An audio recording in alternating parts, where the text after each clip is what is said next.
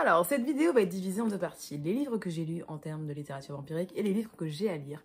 Parce que évidemment, il y a beaucoup de choses que je n'ai pas encore lues. Et bref, sachant que la plupart des romans vampiriques s'inspirent bien évidemment les uns les autres. Hein. C'est sûr que le mythe vampirique s'étend. Parfois, ce qui est amusant, c'est que les auteurs jouent avec les règles du vampire. Toutes les règles vampiriques ne sont pas similaires selon les romans, mais en tout cas, on retrouve des bases qui sont communes à plusieurs récits. Donc, on va commencer avec ce recueil de nouvelles, Histoire de morts-vivants. Alors, il est important de signifier que les vampires sont des morts-vivants et qu'ils peuvent faire partie de ce recueil qui ne va pas uniquement parler de vampires. Il va y avoir forcément des zombies et aussi des fantômes, de spectres un peu plus physiques, etc. Mais les vampires reviennent dans ce recueil-là avec particulièrement... Vous avez La famille du Vourdalak de Tolstoï. Donc c'était la première fois que j'étais confrontée à cet auteur et j'ai beaucoup aimé cette écriture.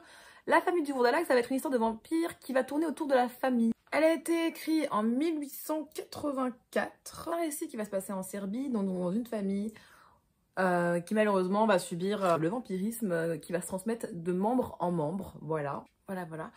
Vous avez aussi dans ce recueil La morte amoureuse de Théophile Gautier. Et ça, c'est vraiment drôle parce que dans tous les recueils que j'ai, quasiment, il y a toujours la morte amoureuse. C'est le seul récit qui revient constamment. Donc, vous avez le récit de Théophile Gautier qui a été écrit en 1836, qui va relater donc une histoire amoureuse entre un homme d'église et une vampire, une goule, qui va donc le tenter. Alors le jour, il est prêtre et la nuit, il vit le péché avec cette créature de l'enfer. Amour impossible, bien sûr, puisque c'est complètement contradictoire par rapport à ses principes. Et puis de toute façon, elle se sert de lui pour pouvoir se nourrir. Donc bon, c'est pas comme si c'était une relation saine. Disons-le. Vous avez aussi le Conte Magnus de R. James qui a été écrit en 1904. Alors franchement, c'était pas mémorable comme nouvelle. Ça parlait d'un vampire, mais j'ai pas de grands souvenirs. Franchement, je m'en souviens pas très bien. Bon, je vais en parler maintenant, comme ça c'est fait. Alors, Dracula, bien sûr, de Bram Stoker, publié en 1897. Alors, moi, je l'ai lu assez jeune, ce livre. Je crois que je l'ai lu 2 fois.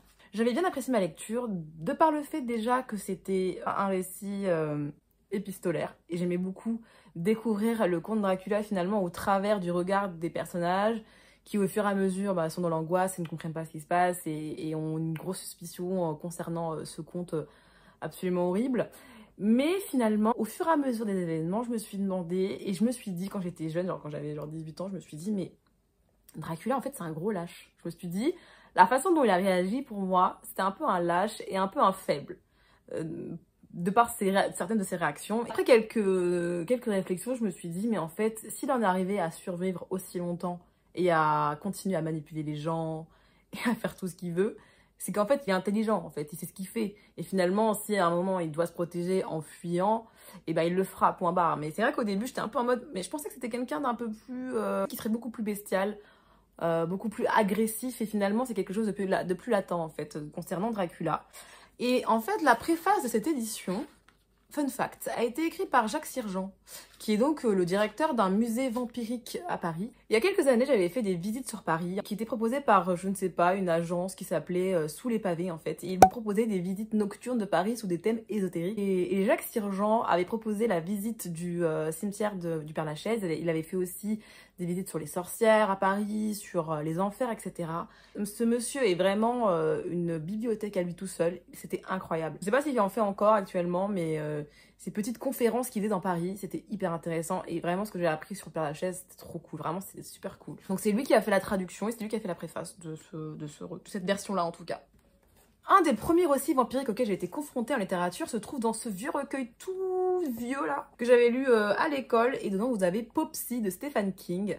On va se retrouver en face d'un gamin qui va se faire, entre guillemets, kidnapper par un pédocriminel, une sorte de mec qui revend des enfants, c'est vraiment trop glauque. Le petit garçon est plus ou moins en confiance parce qu'il se dit, bah mon grand-père va venir m'aider, il vole et tout, enfin il commence à dire au mec, ben t'es dans la merde parce que mon grand-père il va venir te tuer quoi. On se rend compte très rapidement que Popsy, bah il est un vampire en fait, donc une petite nouvelle à lire sur le thème vampirique, sur le thème de la revanche, parce que ça fait du bien de savoir qu'un vampire va s'occuper d'un criminel absolument abject, donc on est très content de ça.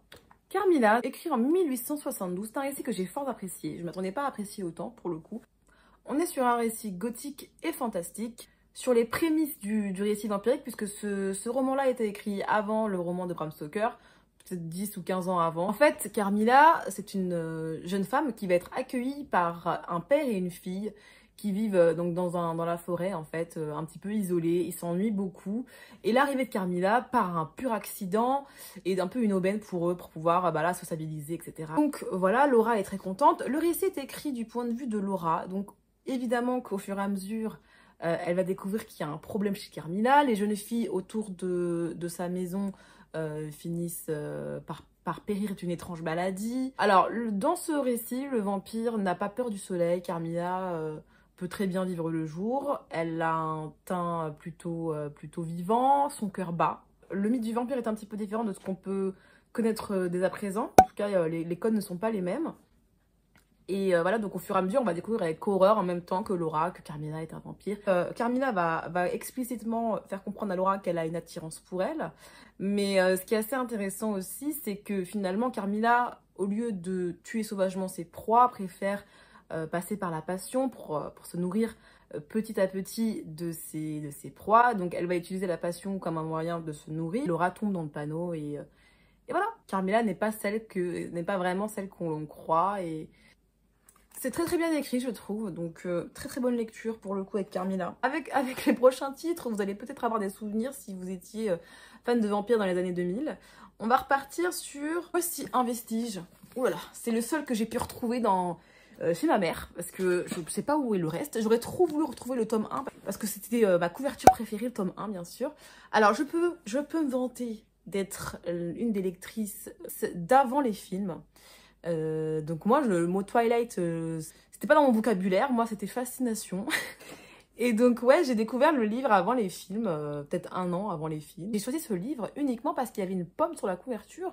Et comme à ce moment-là, j'étais obsédée par ce fruit, je me suis dit, bah écoutez, allons-y, lisons ce livre. Et finalement, je suis tombée sur un récit vampirique en 4 tomes, absolument cool. J'ai beaucoup aimé. Bah, après, par la suite, évidemment, quand les films sont sortis, j'ai un peu déchanté et j'ai arrêté de m'intéresser à la saga puisque j'étais absolument pas d'accord avec les choix des acteurs. Je suis désolée. Et, bon, bref, sinon je suis Team Jacob.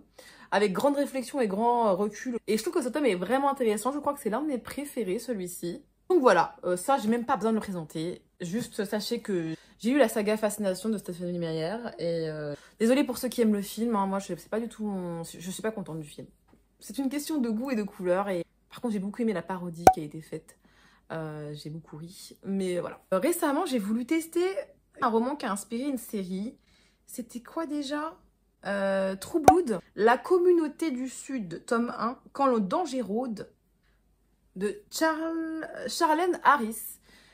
Alors, j'avais passablement vu un extrait quand j'étais jeune de True Blood. Bon, j'avais pas le temps de regarder, donc j'avais juste un petit souvenir de cette série. Je me suis dit, là, j'ai envie de découvrir un petit peu de la beat-lit, comme ils disent dans le milieu. Et donc j'ai décidé de lire le tome 1. En plus, je me suis grave enflammée parce qu'à la base, j'étais censée commander les 13 tomes sur Vinted. Heureusement que je l'ai pas fait. Oh mon Dieu, heureusement que je l'ai pas fait parce que j'ai vraiment passé un moment avec ce livre. C'était horrible, quoi. En fait, je sais pas si c'est un problème de traduction ou bien si c'est un problème d'époque. Que si je relisais Fascination, j'aurais la même impression, je ne sais pas. Vu que le livre a été écrit il y a 24 ans, je crois, un truc comme ça, enfin, début 2000, eh bien, je crois que ça a mal vieilli.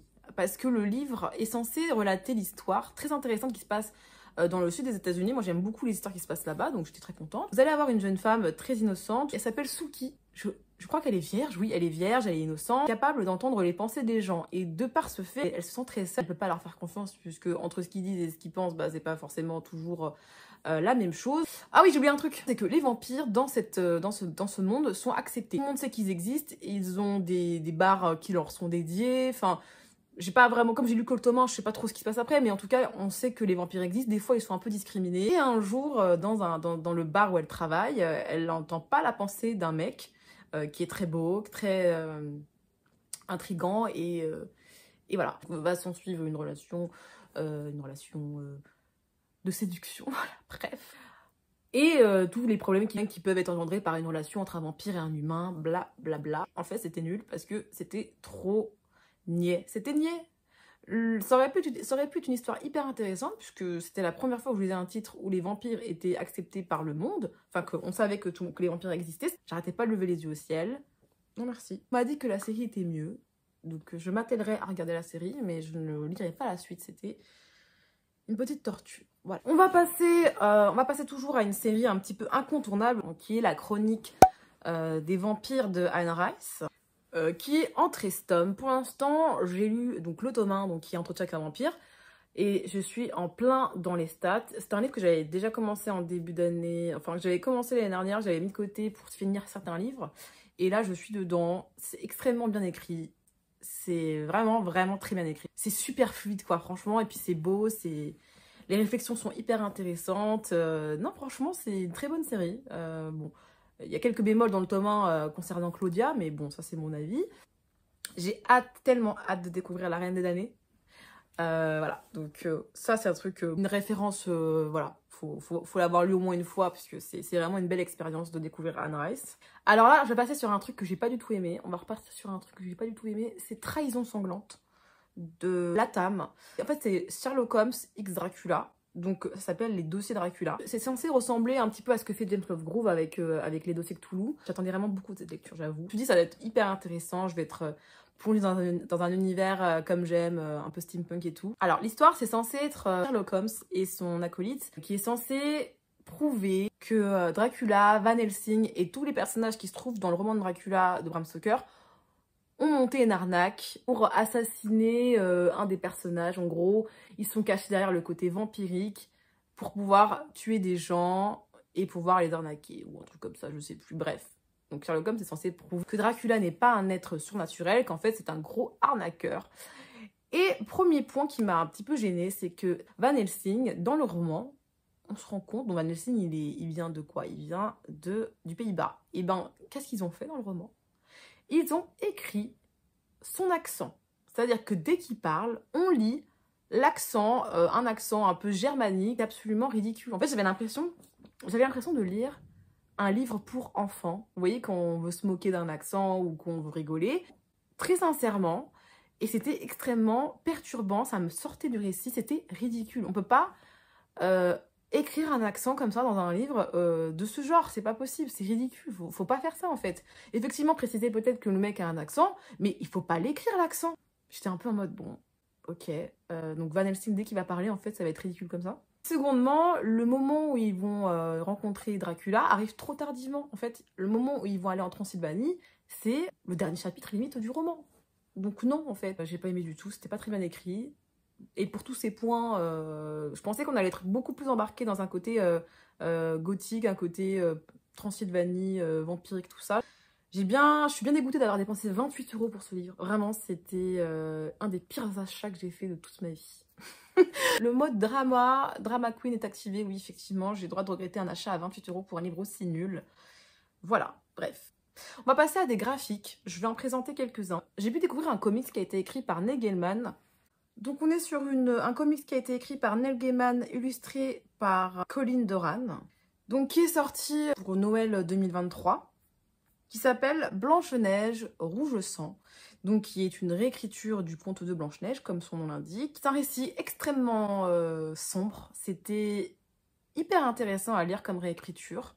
Finalement, tous les points, type pourquoi la reine déteste Blanche-Neige, pourquoi un prince serait capable d'embrasser une personne décédée, et plusieurs points comme ça tout au long du récit qu'on connaît sont expliqués d'une façon très macabre, en fait, très sombre. Et donc je trouvais ça assez intéressant.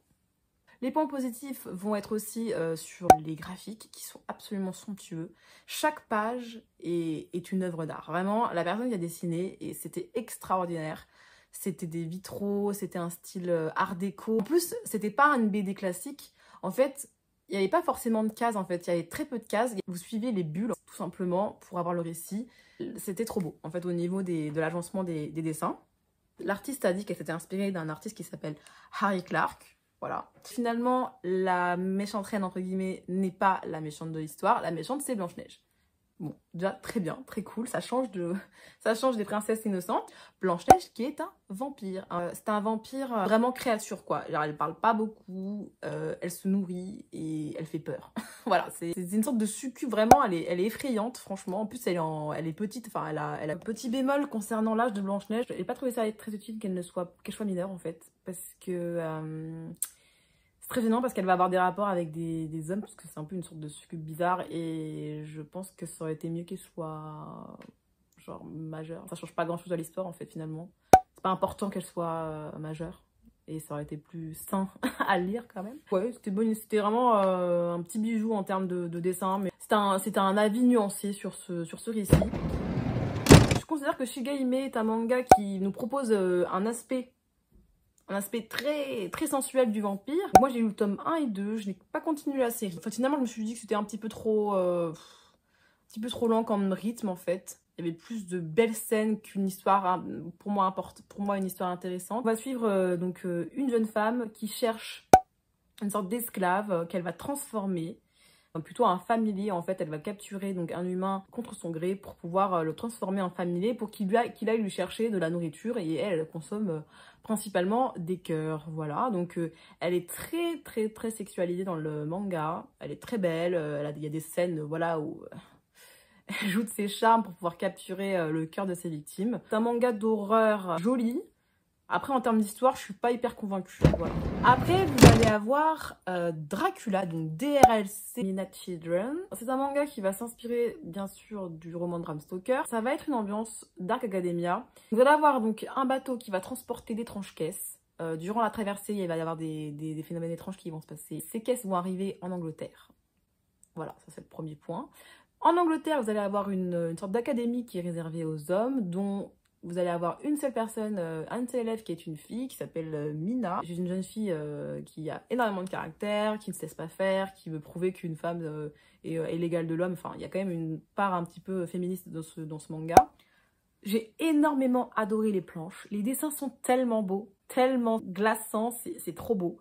Franchement, c'est un des points forts de ce manga, c'est la beauté des images. En fait, il y a beaucoup d'éléments qui sont... Dès le premier tome, il y a beaucoup d'éléments qui sont hyper curieux et dont on n'a pas les réponses. Donc c'est pour ça que c'est un peu compliqué à expliquer. Mais il y a plein de choses qu'on ne comprend pas parce que ça a été effleuré en fait. Donc j'ai hâte de savoir la suite parce qu'il y a des choses qui restent vraiment en suspens sur plein d'éléments. Donc je trouve que comme premier tome, c'est assez... on encaisse beaucoup de choses somptueuses et très sombres. Et j'ai hâte de savoir la suite. Alors, vous avez par la suite un young adulte qui a été écrit par Victor Dixon, La Cour des Ténèbres, donc le tome 1, La Cour des Miracles, le tome 2, et le tome 3, La Cour des Ouragans. Donc c'est un récit qui va se passer donc, à Versailles, ça va être une anachronie. Donc Louis XIV a arrêté le temps, entre guillemets, il s'est transformé en vampire, il s'est transmuté, comme on dit dans le livre. Il est le roi depuis 3 siècles. Il va y avoir Jeanne qui a échappé à la tuerie de sa famille, pour des questions politiques principalement, et qui va donc s'échapper et se faire passer pour une noble et va intégrer l'école des écuyers du roi, et donc qui va préparer sa vengeance parce que forcément c'est à cause du roi que ses parents sont morts. Voilà. J'ai essayé de faire simple, mais en vrai c'était un univers extrêmement bien construit, je trouve, un peu sombre. Je ne conseillerais pas avant 13 ans. Dans le tome 2, ça se passe à Paris. Donc vous avez les quartiers qui sont renommés en style vampirique, genre ils ont remplacé le mot saint par sang, etc. Donc c'est assez fun. Par exemple, les impôts, c'est la récupération du sang. C'est bien qu'il ait transposé tout ça. Là, on va suivre plutôt le côté la cour des miracles, la cour des bohémiens et tout. Et puis là, ça va être vraiment autour du pirate, autour des créatures de l'océan. Et donc c'était super cool. Non, franchement, c'était une bonne série, j'ai bien apprécié, j'ai pas été déçue. Par la suite, Dixon a sorti un nouveau cycle qui va se passer donc aux États-Unis, qui est inspiré de la sorcière de l'Ouest, etc. Bon, ça m'intéresse absolument pas, donc j'attendrai qu'il sorte un nouveau cycle. Je ne sais pas s'il va reprendre l'histoire avec Jeanne ou autre chose, parce que le cycle suivant ne concerne pas forcément ce personnage-là. Mais voilà, c'était bien écrit, c'était bien fait. Si vous aimez les univers historiques et l'univers vampirique, c'est parfait pour vous, hein, franchement. Moi j'aime bien cette époque-là. Donc là je vais enchaîner avec les livres que j'ai pas encore lus ou que j'ai commencé. Donc là je vais faire la transition avec celui-là puisque j'ai commencé la première histoire. Donc j'ai lu La fiancée de Corinthe de Goethe. Je vais enchaîner avec Pilodori, donc le vampire, qui était esquissé dans la même époque et le même lieu que Frankenstein de Mary Shelley. Vous avez normalement le sommaire qui apparaît. Voilà. des beaux classiques, franchement, des beaux classiques à découvrir. J'ai hâte de voir d'autres récits de Bram Stoker parce que j'ai hâte de lire d'autres récits de Bram Stoker parce que je n'ai lu que Dracula. Oula, j'ai encore 2 recueils de nouvelles vampiriques. Vous avez donc, pour commencer, Histoire de vampire tome 1. Alors, soyons honnêtes, celui-ci, ça va être des nouvelles principalement libres de droit qu'on va retrouver. Voilà. La morte amoureuse, vous avez pareil Le vampire de Pilodori, Edgar Allan Poe, etc. Même la famille du Bourdalac qu'on retrouve dans celui-ci. Là, vous avez une nouvelle histoire de vampire donc, que j'ai eu au Frisson Festival au stand de l'Entresort. Il y a aussi du Doyle, le vampire de Sussex, je ne connais pas du tout. Nous avons un Pocket Terror Rouge Flamenco qui va être inspiré de Carmilla. Et à l'époque où je l'ai acheté, j'avais pas encore lu Carmilla, donc je suis contente. Oh, putain. Ah mais ce livre, j'arrive jamais à le résumer. Bon bref, déjà c'est une danseuse de flamenco. Premier point. Ok, ça c'est bon, je sais. Je pense qu'elle va faire une révolution dans le monde des vampires. Je pense qu'elle veut un sang nouveau, un sang neuf, et qu'elle va mettre en place quelque chose qui va déranger la vieille école. Peut-être enclencher une guerre entre les nouveaux vampires et les anciens vampires. Avec toutes ces nouvelles épidémies, financer des recherches sur la purification du sang et créer un véritable réseau de l'or rouge. En fait, c'est un tome 1. Je viens de me rendre compte en faisant mes recherches que c'est un tome 1. C'est une saga c'est en 4 tomes. En fait, ça s'appelle L'Opéra Macabre, tome 1. Et donc là, Rouge Flamenco. Ok, très bien. Il y a celui-ci que j'ai à lire. Ensuite, vous avez, je pense, la nouvelle Myrtille qui est dans ce recueil. Moi, je pense que ça va être une histoire de vampire puisque la couverture, c'est ça. Je n'en sais pas plus. Je n'en sais absolument pas plus. Il y a marqué derrière, le vampire qui se regarde dans un miroir ne peut voir son visage. Il a bien de la chance. Je connais pas l'histoire. J'ai pas réussi à trouver d'informations sur internet. Voilà. Ensuite, j'avais commencé, oh là là, il y a 10 ans au moins, La Comtesse Sanglante. Donc c'est Elizabeth Bathory, donc la fameuse femme qui prenait des bains de sang, sang qui appartenait à ses esclaves bien sûr, mais sur quelque chose d'historique.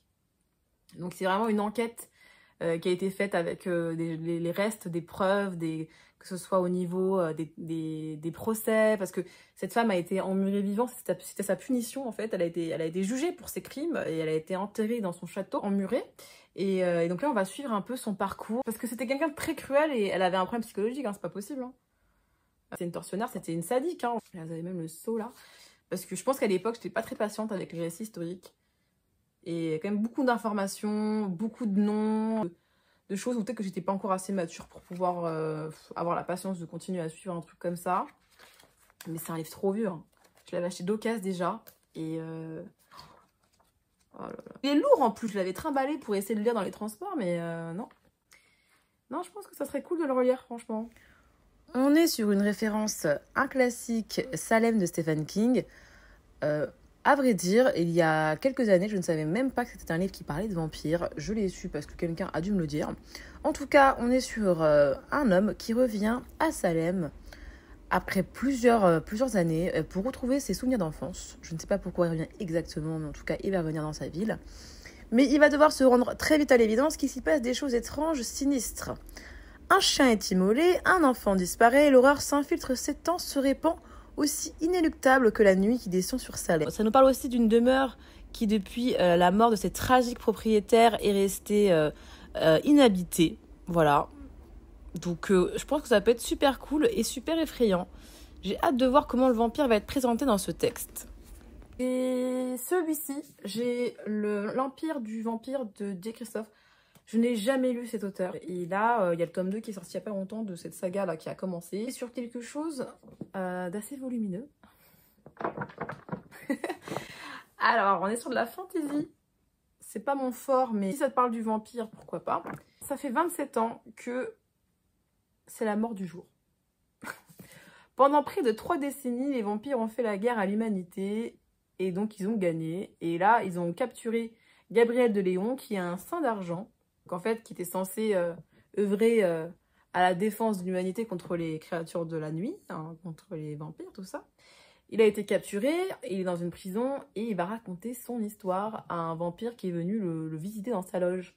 Voilà, donc il va raconter son histoire. Je pense que ça peut être super cool et je pense que c'est bien écrit. Du peu que j'ai pu feuilleter, ça va. Franchement, ça peut le faire. Qu'est-ce qu'il y a d'autre que je voulais lire? Je crois que c'est tout, hein. Je sais pas. Si vous avez d'autres romans à me proposer, je suis preneuse parce que là, je crois que j'ai plus d'autres idées en fait là. Ah oui, j'avais oublié de vous dire, je n'ai aucun livre documentaire ou curieux sur les vampires. C'est incroyable, mais je n'en ai aucun et je n'en ai jamais eu. Donc si vous avez des bons livres documentaires sur le mythe du vampire, c'est avec grand plaisir que je prendrai vos références. Merci d'avance!